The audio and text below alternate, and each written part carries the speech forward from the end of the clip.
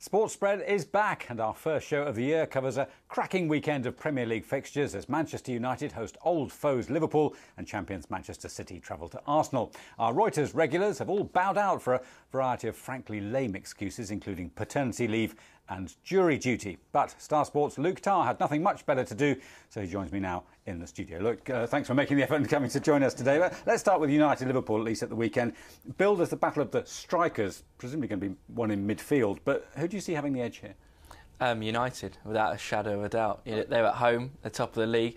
Everyone keeps going on about they're not playing that well. Funny that they're top of the league once again, like they are this time every year. So, without a doubt, for me, I'd be with United. OK, and what about value for the punters? I mean, only Liverpool, Everton, for example, have seen more red cards in the Premier League fixture history. But is it worth a bet on cards, or how does the punter go about this particular match? Well, if you want to sit there and funk for them to kick each other all day, there's 2-1 for the red card, but it doesn't represent value to me. Man United are 10-11 to win the game, which means they've got about a 47% chance of winning the game. I think that's huge. I think they'd win more than half their games at home to Liverpool. This is a Liverpool team in progress, building for the future, but this is a solid United team with plenty of goals in them, sat at the top of the league. For me, keep it simple, home win. And also, finally on this particular match, a lot of money always on Liverpool anyway, so does that raise the stakes at all? Well, yeah, it's a big thing this season. Is constantly talked about online, the Racing Post, things like that, how Liverpool are overbet, and it seems to come from the Asian markets, that they are overpunted in Asia, which could mean that, you know, the other side is always a value bet. And for me, definitely the value bet of any game in the Premier League at the weekend is Man United. OK, let's move on to Arsenal against Manchester City. Aguero's torn his hamstring, so he's out. How key is that as far as you're concerned in terms of the result? Well, it means Balotelli will probably have to come in, or Xhaka. I think Aguero's... Yeah, exactly. I think that is a big loss for them, but I think as a bookmaker, at Star Sports, we love taking bets on Arsenal, and I don't like having bets myself on them. You never know what you're going to get. One week they'll win 7-0 or 7-2 or whatever they do, and the next week they'll get beat 1-0 by someone they shouldn't get beaten by. So 13-8 Arsenal, favourites at home to Man City. I'd like to be laying them simply because I think they're far too inconsistent. Also, this one, not a big one for goals. Only 5 in their last 5 meetings. And City, I understand, haven't scored at the Emirates in their last 5 league attempts. So, a tight game, do you think? Funnily enough, no. I'm going to go against so it's going to go one way or the other. Yeah, exactly. 4-6 favourite over 2.5 goals. So if you want to go with the trend and get with the unders, that's odds against. So that might represent value to you. But for me, I think there's big misses. Yaya Touré's away at the African nations. He keeps that midfield solid.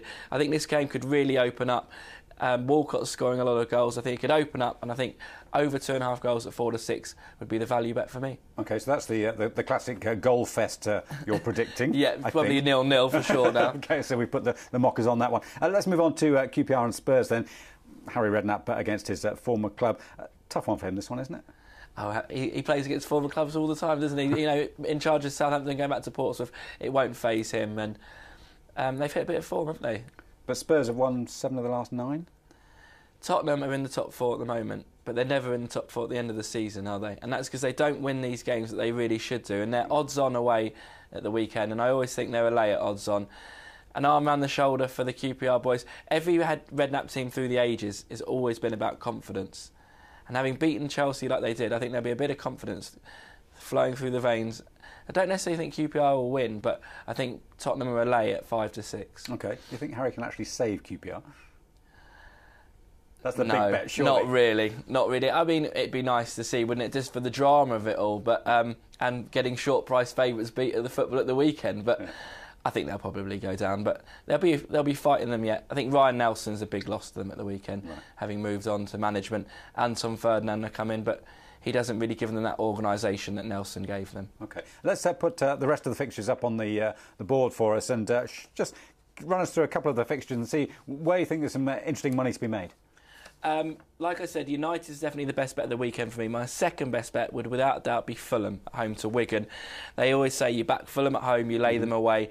Wigan are no great side. Fulham are solid at home, 10-11. So, like, once again, practically a 50-50 shot.